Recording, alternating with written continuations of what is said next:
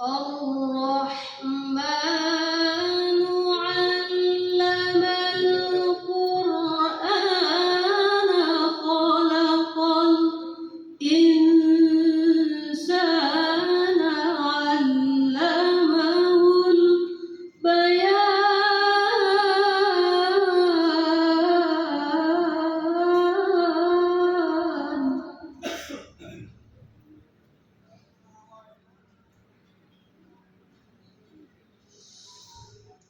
الشمس والقمر بحسبان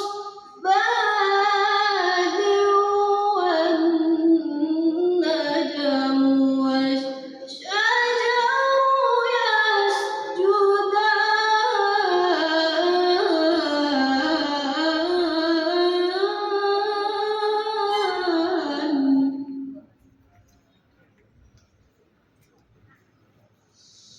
والسماء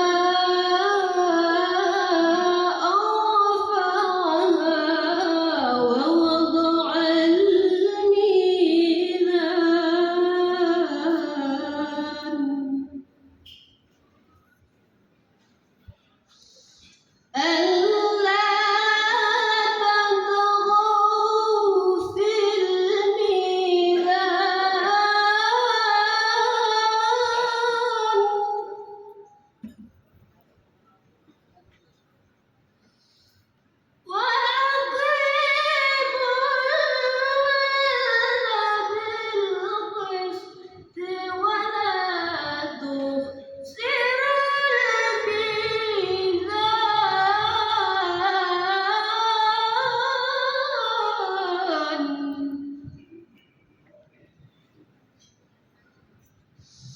والأرض وضعها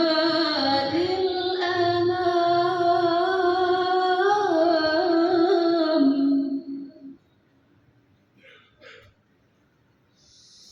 فيها فاكهة والنخل ذات